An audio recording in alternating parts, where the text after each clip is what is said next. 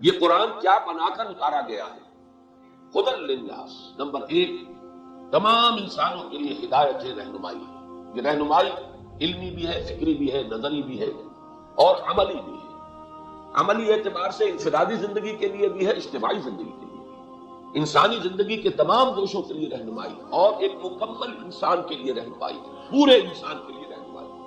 اس لیے کہ انسان میں فکر بھی ہے، اس میں عقل بھی ہے، اس کی قوت نظری بھی ہے، تو اس کے لیے بھی رہنمائی درکار ہے۔ پھر اس کا عمل کا معاملہ ہے، کیا کرے کیا نہ کرے۔ قدم قدم پر دو راہیں آ جاتے ہیں، کدھر جائے کدھر نہ جائے، ذرا بھٹک گئے تو بات بہت دور پہنچ جائے گی۔ لہذا قدم قدم پر اسے عملی رہنمائی کی ضرورت ہے، انفرادی سطح پر بھی، اجتماعی سطح پر۔ تو قرآن کی شان یہ ہے کہ ہدی للناس، وہ لوگوں کے لیے ہدایت بنا کر اتارا گیا۔ اس کا تقابل کر لیجئے، سورہ بقرہ کی شروع میں ہے ہدی للمتقین۔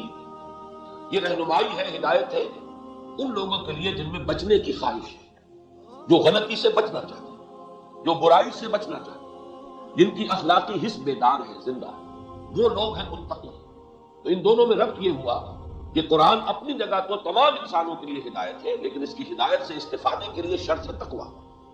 تقویٰ ہوگا تو انسان استفادہ کرے گا، ورنہ سورہ بقرہ ہی کے تیسرے رکوع میں فرمایا یضل بہ کثیرا ویہدی بہ کثیرا۔ اس قرآن کی ایک شان یہ بھی ہے کہ اللہ تعالیٰ اسی کے ذریعے سے بہتوں کو ہدایت دیتا ہے اور اسی کے ذریعے سے بہتوں کو گمراہ کر دیتا ہے۔ دل میں اگر کجی ہے، انسان اپنے نفس سے مغلوب ہے، عقل انسانی پر شہوات اور خواہشات اور جذبات کے پردے پڑے ہوئے، تو قرآن مجید سے بھی اسے ہدایت نہیں ملے گی، بلکہ ضلالت ملے گی، گمراہی ملے گی۔ ہاں، اگر دل کے اندر نیکی کی طرف ایک رجحان پیدا ہو چکا ہو، طلب پیدا ہو چکی ہو، میں جاننا چاہتا ہوں میں کیا کروں، جیسے کہ حضرت زید کے بارے میں آتا ہے، ان کا انتقال حضور پر وحی کے آغاز سے قبل ہو گیا۔ ان کے بیٹے تھے حضرت سعید ابن زید، جو عشرہ مبشرہ میں، حضرت عمر کے بہنوئی، حضرت عمر کی ہمشیرہ فاطمہ بنت خطاب، وہ ان کے نکاح میں تھے۔ تو ان سعید کے والد جو تھے زید، وہ موحد کامل ہو چکے تھے، اپنے غور و فکر اور عقل سلیم اور فطرت سلیمہ کی رہنمائی پہ موحد کامل۔ لیکن اب کیا کروں، اللہ کی پرستش کیسے کروں؟ عملی رہنمائی تو میرے پاس نہیں ہے، کوئی کتاب موجود نہیں تھی۔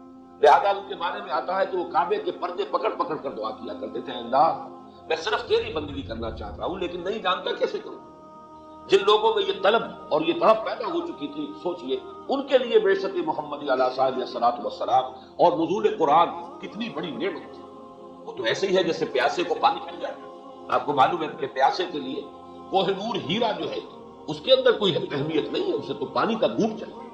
تو جب ہدایت کی طلب پیدا ہو جاتی ہے تو اس کے لیے تو ہدایت ہی سب سے بڑی بات ہے۔ تو پہلی بات تو یہ نوٹ کر لیجئے، ہدی للناس۔ دوسری بات فرمائی وبینات من الہدی والفرقان۔ ہدایت فلسفیانہ انداز میں بھی ہو سکتی ہے، لیکن قرآن مجید بینات کی شکل میں نازل ہوا ہے، روشن واضح۔ فطرت سلیم ہو انسان کی، فوراً لپک کر قبول کر لے گا کہ دیکھنا تقریر کی لذت کی، جو اس نے کہا میں نے یہ جانا کہ گویا یہی میرے دل میں۔ بینات من الہدی والفرقان، رہنمائی اور فرق کر دینے والی شے، یہ حق ہے، یہ باطل ہے، یہ صحیح ہے، یہ غلط ہے، یہ راستہ فلاح کی طرف لے جانے والا ہے، یہ راستہ خسارے اور بربادی کی طرف لے جانے والا ہے۔ یہ صلاحیت اور تمیز قرآن مجید کے ذریعے پیدا ہوئی۔ تو ہدایت اور حق و باطل کے مابین فرق و امتیاز کی بینات بن کر قرآن نازل ہوا۔ اب فرمایا فمن شہد منکم الشہر فلیصم۔ اب یہ فا جو یہاں پر ہے، یہ یوں سمجھیے کہ اس نے جوڑ دیا ہے، اس وجہ سے کہ قرآن نزول کے رمضان مبارک نزول قرآن کا مہینہ ہے، جو کوئی بھی تم میں سے اس مہینے کو پائے اور اس میں مقیم ہو، اس پر لازم ہے، فرض ہے کہ وہ اس کے روزہ رکھے۔ لیکن یہ کہ اس کے بعد بھی ایک رعایت برقرار رکھی، کیونکہ یہ کتاب فطرت ہے، ہماری شریعت جو ہے فطرت انسانی کی مطابقت کے ساتھ ہے۔ فمن کان منکم مریضا او علی سفر فعدۃ من ایام اخر۔ دوہرا کر لے آئے اس بات کو کہ وہ رعایت جو ہے علی حالہ، حسب ثابت برقرار ہے، جو بیمار ہو یا سفر پر ہو وہ تعداد پوری کرے دوسرے دنوں میں۔ لیکن وہ جو رعایت تھی کہ چاہے صحت مند بھی ہے انسان لیکن روزہ نہ رکھے تو کفارے کے طور پر، فدیے کے طور پر ایک مسکین کو کھانا کھلا دے، یہ رعایت وڈرا کر دی گئی، یہ اب نہیں ہے۔ امام راضی نے بڑی خوبصورت اصطلاح استعمال کی ہے اس مقام پر، وجوب علی التخییر، کہ ایک تو وجوب ہوتا ہے جس میں اختیار دیا جائے، واجب ہے لیکن چاہے یہ چاہے وہ، ایک آلٹرنیٹو ہے موجود۔ روزہ واجب ہے لیکن اس کا ایک آلٹرنیٹ بھی ہے کہ نہ رکھو تو تم اس کے لیے ایک مسکین کو کھانا کھلا دو۔ لیکن اب یہ وجوب جو ہے، یہ وجوب عینی ہے کہ اب روزہ ہی رکھنا پڑتا ہے۔ یرید اللہ بکم الیسر ولا یرید بکم العسر۔ وہ رعایت کیوں برقرار رکھی بیماری اور سفر کی کہ اللہ تعالیٰ تمہارے ساتھ آسانی چاہتا ہے، تنگی نہیں چاہتا. لیکن وَلِتُكْمِلُوا الْعِدَّةَ، اب تعداد لازماً پوری کرو. وَلِتُكَبِّرُوا اللَّهَ عَلَىٰ مَا هَدَاكُمْ، اور تاکہ تم اللہ کی بڑائی کرو اس ہدایت پر جو اس نے تمہیں دی. وَلَعَلَّكُمْ تَشْكُرُونَ، اور تاکہ تمہارے اندر شکر پیدا ہو. اب میں در حقیقت اسی حصے کی جو ہے زیادہ وضاحت کرنا چاہتا ہوں. پہلا تو ربط یہ سمجھ لیجئے کہ روزے سے تقویٰ پیدا ہوتا ہے، یہ تو پہلی آیت سے ثابت ہو گیا. اور تقویٰ شرط ہے قرآن سے ہدایت اخذ کرنے کی. لہذا ماہ رمضان مبارک میں یہ دو عبادتیں جمع کرتی ہیں. دن میں روزہ رکھو تاکہ کچھ تقویٰ پیدا ہو، کچھ پیدا ہو، تھوڑا ہو کچھ تو ہو. اور رات کو اب کھڑے رہو اور سنو قرآن کو اور جذب کرو تاکہ تمہارے اندر اس کی عظمت کا صحیح ادراک ہو، تم اسے پہچان سکو کہ کتنی بڑی نعمت ہے. اس کو یوں سمجھیے کہ اگر کوئی شخص بے ہوش پڑا ہے تو چاہے ڈی ہائیڈریشن بھی ہے، پانی کی کمی، اسے تو احساس ہی نہیں، لیکن ذرا ہوش میں آ جائے تو فوراً پکارے گا پانی پانی پانی. اور اب اگر اسے پانی دیا جائے تو اسے معلوم ہوگا کہ پانی کتنی بڑی بات ہے. یہ تین مرحلوں میں بات کو سمجھیں. اگر روح انسانی دبی ہوئی ہے حیوانی وجود کے نیچے بوجھ کرے تو گویا کہ بے ہوش ہے، اسے اپنی ضرورت کا بھی احساس ہے. روزے سے وہ حیوانیت کا بوجھ اور ثقل کم ہوا تو وہ ذرا ہوش میں آئی. ہوش میں آئی تو اس کے اندر طلب پیدا ہوئی ہدایت، معرفت، قرب الہی. وہ تو در حقیقت یہی دو چیزیں چاہتی، یہی اس کی غذا ہے. جیسے ہمارے جسم کے لیے غذا ہے، ہم کھانا کھاتے ہیں، وہ غذا بھی وہیں سے آتی ہے جہاں سے ہمارا یہ جسم آیا ہے. اسی مٹی سے، اسی زمین سے یہ جسم بنا ہے، وہیں سے غذا آ رہی ہے. نباتات ہوں، حیوانات ہوں، سب ان کا سورس کیا ہے؟ یہ زمین. گندم وہیں سے اگ رہی ہے، چاول وہیں سے اگ رہے ہیں. پھر یہ کہ بکری کا گوشت جو آپ نے کھایا ہے تو کس سے بن رہا ہے؟ بکری بھی وہی گھاس کھا رہی ہے، وہی پتے کھا رہی ہے جو اسی زمین سے اگ رہے ہیں. تو جہاں سے ہمارا یہ خاکی وجود آیا ہے، حیوانی وجود، وہیں سے اس کی غذا آ رہی ہے. روح کی غذا وہیں سے آ رہی ہے جہاں سے وہ روح آئی ہے. یسألونک عن الروح قل الروح من امر ربی، یہ تو امر رب ہے.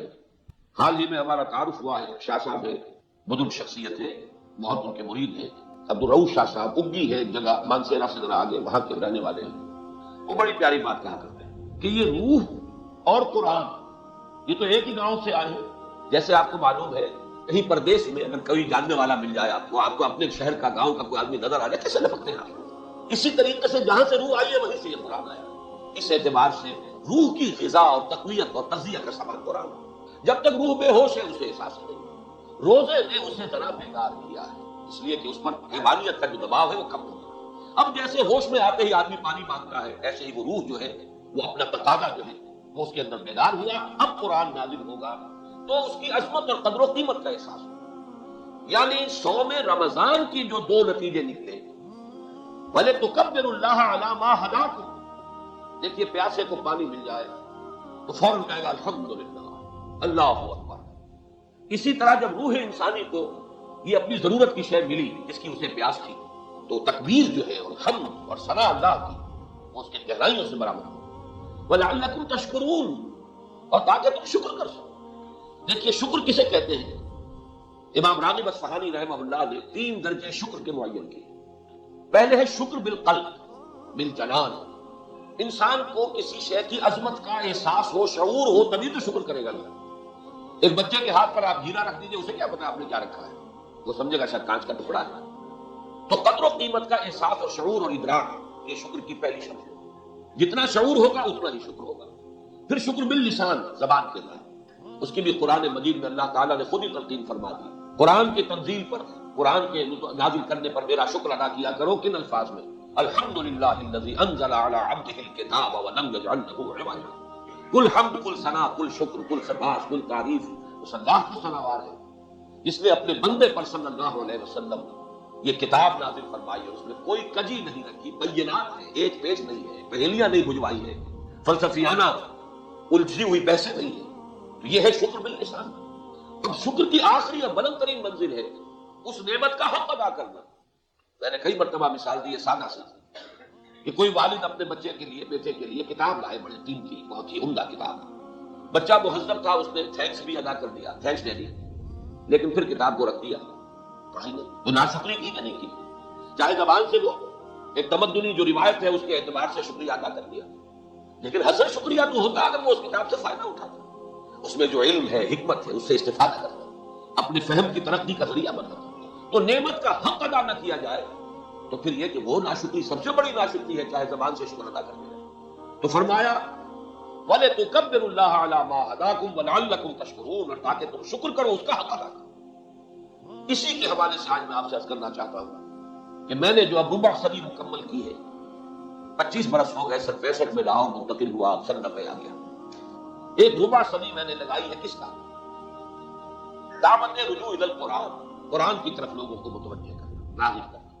قرآن کو پڑھو، قرآن کو سمجھو، قرآن پر عمل کرو، قرآن کے مبلغ بن جاؤ، داعی بن جاؤ۔ اور اس کا آغاز میں نے کیا تھا جب مجھے مسجد خضرہ سمن آباد میں جمعے کی خطاب کی دعوت ملی کہ یہاں جمعے میں آپ تقریر کیا کریں۔ پہلے 2 جمعوں میں نے جو تقریر کی وہ یہ کتاب چاہے مسلمانوں پر قرآن مجید کے حقوق، اس نعمت کا حق کیا ہے ہم پر، ہم اس کا حق ادا کر رہے ہیں کہ نہیں؟ کیا اس کا حق یہی ہے؟ اس وقت زمانے میں صدر ایوب کا دور حکومت تھا اور 1400 سالہ جشن نزول قرآن منایا جا رہا تھا، سونے کے تاروں سے قرآن مجید لکھنا شروع کیا گیا، قرأت کی محفلیں منعقد ہو گئی، وہ شاید قرآن مجید رکھا ہوا ہے وہاں جہاں کبھی وہ بت ہوتا تھا ملکہ کا، اسی جگہ پر میں نے تو جا کر زیارت نہیں کی آج تک، لیکن غالباً ہے، شاید بہت وزنی ہے، 40 من اس کا وزن ہے، واللہ عالم۔ لیکن کیا قرآن کا حق یہ ہے؟ صحابہ کرام کے پاس تو سونے کے تار کیا تانبے کے تار کا لکھا ہوا قرآن بھی نہیں تھا، چھپا ہوا قرآن بھی ایسا نہیں تھا کسی کے پاس، انہوں نے اس کا حق پہچانا کچھ اور، ہم نے یہ کھیل جو ہے وہ ایجاد کر دی، یہ مشغلے ہیں، یہ چٹکلے ہیں عوام کو بہکانے کے۔ تو اس وقت میں نے تقریر کی تھی کہ سوچو کہ قرآن کا اصل حق کیا ہے، پھر یہ کہ اللہ تعالیٰ کی طرف سے رہنمائی ہوتی ہے، اللہ کو کچھ کام لینا تھا ہم سے، لہذا ایسی تقریر کرا دی کہ واقعہ یہ ہے کہ جس نے اس کتابچے کو پڑھا ہے اس نے نہایت تحسین آمیز کلمات کہے۔ ایک جنرل فوجی ناصر صاحب کے زمانے میں وہ غالباً کمانڈر ان چیف تھے، اس کا جو عربی میں ترجمہ ہوا ہے وہ میرے چھوٹے بھائی نے جدے میں ملاقات ہوئی تھی ان کو پیش کیا، اس کو پڑھ کر انہوں نے اپنا جو ایک تاثر تھا وہ ایک جملے میں بیان کیا کہ مجھے یقین ہے جس نے یہ کتاب لکھی ہے وہ کبھی گمراہ نہیں تھا، اور میں حیران ہوا کہ در حقیقت یہ حدیث نبوی کی ترجمہ نہیں ہے۔ من دعا الیہ فقد ہدی الی صراط مستقیم، جو کوئی اس قرآن کی طرف دعوت دے گا اس کی ہدایت ہو گئی صراط مستقیم، کسی اور کو ہدایت ہو نہ۔ بہرحال اس میں نے 5 حقوق معین کیے تھے۔ سب سے پہلا حق یہ ہے کہ اس قرآن کی عظمت اپنے دل میں پیدا کرے اور یہ یقین پیدا کرے کہ یہ اللہ کا کلام ہے۔ یہیں سے یوں سمجھیے کہ ساری گاڑی یہیں سے چلے گی، اگر یقین ہی نہیں ہے تو بس ایک متوارث عقیدہ ہے، جیسے دنیا میں اور کتابیں ہیں، لوگ سمجھتے ہیں کہ یہ آسمانی ہے، ایسے ہم سمجھتے ہیں آسمانی کتاب ہے، لیکن رکھی ہوئی ہے، اچھا گزدان چڑھا دیا ہے، اونچائی پر رکھ دیا ہے، اللہ نہ خیر سکتا، کہیں گر جائے خدا نے خواستہ تو اس کے برابر گردن کھول کر صدقہ کر دیں، بس یہ تعظیم ہے۔ اصل تعظیم کیا ہے؟ یہ یقین پیدا ہو جائے دل میں کہ یہ اللہ کا کلام ہے، پھر اس کی جو عظمت سامنے آئے گی، پھر معلوم ہوگا کہ اب اس کو پڑھنے کا شوق خود اندر سے پیدا ہوگا۔ جب تک یہ یقین پیدا نہیں ہوتا، وہ جو علامہ اقبال نے کہا کہ یقین پیدا کرے نادا، یقین سے ہاتھ آتی ہے وہ درویشی کی جس کے سامنے جھکتی ہے فغفوری، تو پہلی بات یہ ہے کہ یقین پیدا ہو ہمارے اندر۔ اس میں سوال پیدا ہو سکتا ہے وہ یقین کیسے پیدا ہو؟ قرآن پر یقین کسی خارجی ذریعے سے پیدا نہیں ہو، قرآن پر یقین قرآن کے ذریعے ہی پیدا ہو۔ آپ اسے پڑھیں گے اور آپ کو اپنے دل کے اندر سے گواہی نکلتی محسوس ہوگی کہ ہاں یہ میری فطرت کی آواز ہے، میری فطرت کی پکار ہے۔ آپ کی روح پہچان لے گی یہ میرے ہی گاؤں سے آیا۔ یہ روح کا پہچان لینا جو ہے یہی در حقیقت یقین ہے۔ جس قدر یہ معرفت اندر ہوگی اتنا ہی اب اس کے بقیہ حقوق جو ہے عملی، اب ان کو ادا کرنے کے لیے گویا کہ زمین ہموار ہوگی۔ اس میں سب سے پہلے میں نے وہ آیت بھی کوٹ کی ہے، اس قدر پیاری آیت ہے، آمن الرسول بما انزل الیہ من ربہ والمؤمنون، ایمان لائے رسول صلی اللہ علیہ وسلم اس شے پر جو ان پر نازل کی گئی ان کے رب کی طرف سے، اور ایمان لائے اہل ایمان، تو اس قرآن پر سب سے پہلے ایمان لانے والے محمد رسول اللہ صلی اللہ علیہ وسلم۔ روح محمدی نے پہچانا ہے کہ ہاں یہ وحی سے آیا ہے کلام جہاں سے میں آئی۔ اب اگر یہ ایمان ہمارے اندر پڑھتا چلا جائے گا تو اس کا دوسرا نتیجہ کیا نکلے گا؟ اب اس کو پڑھنے کے لیے طبیعت خود بخود بڑھے گی۔ الذین آتیناہم الکتاب یتلونہ حق تلاوتہ، جنہیں ہم کتاب عطا فرماتے ہیں وہ اس کی تلاوت کرتے ہیں جتنا کہ اس کی تلاوت کا اور جیسا کہ اس کی تلاوت کا حق۔ تلاوت کے حق کے کچھ ظاہری آداب بھی ہیں، آدمی ادب کے ساتھ بیٹھے، باوضو بیٹھے، قبلہ رو بیٹھے، نیت کو صاف کرے، کتاب ہدایت سمجھے، ارادہ کر لے جو یہ کتاب کہے گی وہ کروں گا، جس چیز سے روک دے گی روک دوں گا، رک جاؤں گا، یہ تمام آداب ہیں۔ پھر اس کے صحیح مخارج سے اس کو ادا کرے، یہ نہ ہو کہ عین اور حمزہ میں فرق نہیں، اور سین اور شین میں فرق نہیں، اور کاف اور قاف میں فرق نہیں۔ پھر یہ کہ جتنی اللہ توفیق دے اس کو یاد کرے۔ سب سے بڑی دولت یہ ہے جتنا بھی قرآن کسی کے سینے میں محفوظ ہے اس سے بڑی دولت کوئی نہیں۔ پھر یہ کہ سب سے بڑا اس کا پڑھنے کا جو اعلیٰ ترین جو وقت ہے اور جو سب سے زیادہ بابرکت ہے وہ رات کے وقت، فرض نمازوں میں تو فجر کا وقت، قرآن الفجر ان قرآن الفجر کان مشہودا، اور اس سے بھی زیادہ جن کو اللہ تعالیٰ ہمت دے وہ رات کو جاگے تہجد ادا کرے. وَمِنَ اللَّيْلِ فَتَهَجَّدْ بِهِ نَافِلَةً لَكَ، رات کے ایک حصے میں اس قرآن کے ساتھ جاگا کرو، کھڑے رہا کرو. وَمِنَ اللَّيْلِ إِلَّا قَلِيلًا نِصْفَهُ وَانقُصْ مِنْهُ قَلِيلًا أَوْ زِدْ عَلَيْهِ وَرَتِّلِ الْقُرْآنَ تَرْتِيلًا. تیسرا حق اس کا جو اس کا منطقی نتیجہ ہے اگلا، صرف پڑھنا تو نہیں، اس کو سمجھنا بھی تو درکار ہے. اور سمجھنے کے دو مرحلے ہیں، ایک ہے عام آدمی کا سمجھ لینا، اس سے نصیحت اخذ کر لینا، یوں سمجھیے کہ اس سے جو اصل سبق ہے وہ حاصل. جیسے کبھی بچپن میں کہانیاں ہم پڑھتے تھے یا لکھتے تھے تو آخر میں اس سٹوری کا مورل لیسن کیا ہے، اس سے کیا چیز ہمیں معلوم ہوئی، سبق کیا حاصل. تو قرآن کا اصل سبق کیا ہے اس کو اس سے کشید کر دیا ہے. اور اللہ تعالیٰ نے اس کتاب کی عجیب شان رکھی ہے کہ اس کا اصل سبق بڑی آسانی سے انسان کو حاصل ہوتا ہے.